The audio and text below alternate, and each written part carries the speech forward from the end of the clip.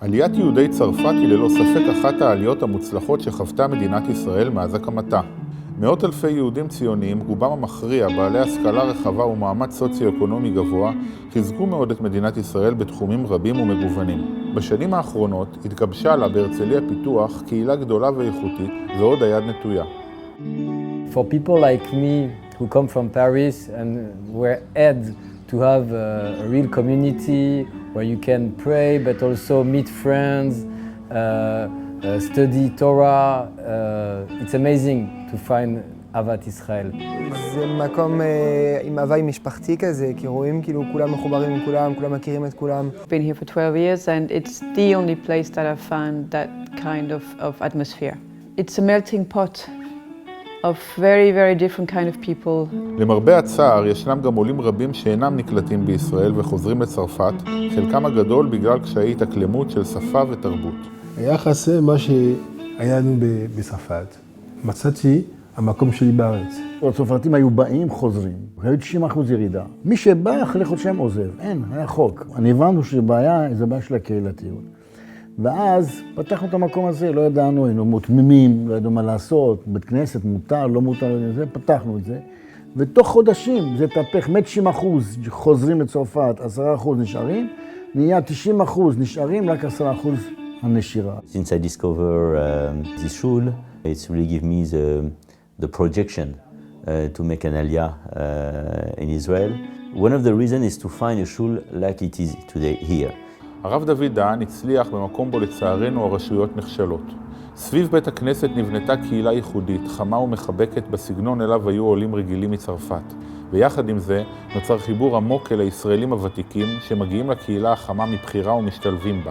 En France, on distingue bien, il y a les juifs et les non-juifs. Donc on se retrouve ensemble, on est ensemble, on a à peu près la même vie communautaire ensemble. Ici en Israël, on pense que tout est kasher, tout est juif, mais en fait, retrouver cette force-là qu'on avait, ce judaïsme fort qu'on avait en France, le retrouver ici, c'est qu'à travers la communauté. שעות הבוקר בנץ פה, יותר מ-50% פה זה ישראלים. יש פה קהילה מאוד מעורבת. The special soul of this community is that it's not only for Sarfati, only for French, because there is a lot of Israeli coming. כל העולים הם באים בלי משפחות, ומתי אנחנו שם, אנחנו מרגישים שאפשר להיות רגוע, כמו עם משפחה. מול כל היופי הזה שנבנה בעמל רב, החלו בשנים האחרונות התנכלויות מצד שני שכנים שלקחו לעצמם למטרה למרר את חיי הקהילה. Dernièrement, il y a à peu près 2-3 mois, je sortais de la synagogue un vendredi matin, j'avais fini la prière de Shahid, et puis j'arrive sur ma voiture qui était garée à, je sais pas moi, qui débordait peut-être d'une dizaine de centimètres chez lui. On est vendredi, on devra faire le shalom déjà. On devrait se souhaiter Shabbat Shalom, pourquoi tu m'agresses? Alors il a commencé à me traiter d'une manière qui ne me plaisait pas. C'est-à-dire qu'il m'a dit, mais toi, qu'est-ce que tu es là pour être là? Je lui ai dit, moi je viens de France. Il m'a dit, mais si tu viens de France, pourquoi tu ne retournes pas chez toi? אין פה מתנגדים. בכל פיתוח, אנחנו פה כבר 11 שנה נמצאים, אין, מתנגדים שני אנשים. מתוכם אחד שהוא בכלל לא גר, והוא מזכיר את הדירה, השכנים שלנו נכנסים מעולים, אוהבים אותם, אנחנו מביאים אותנו ממש, אהבת נפש. ואחד שהוא בעצם גר רחוק, גם 150-200 מטר מפה, הוא שונא את הספרדים. פגשת שכן, והוא אמר לך משהו לא טוב, מה הוא אמר לך? מה, אתם באים כמו עכברים ובורחים כמו עכברים? אז אמר לך שאתם כמו עכברים ויוצאים כמו עכברים, ככה אמר לך. כן.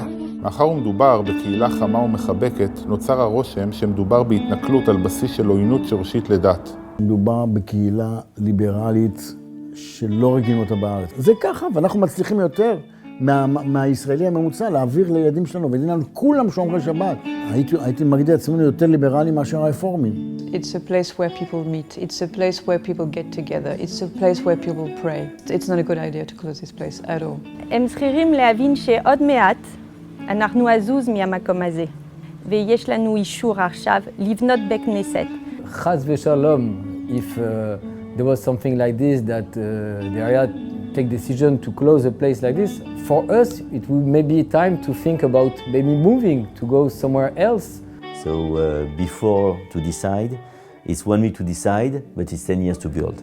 Frankly speaking, I see only good from our perception.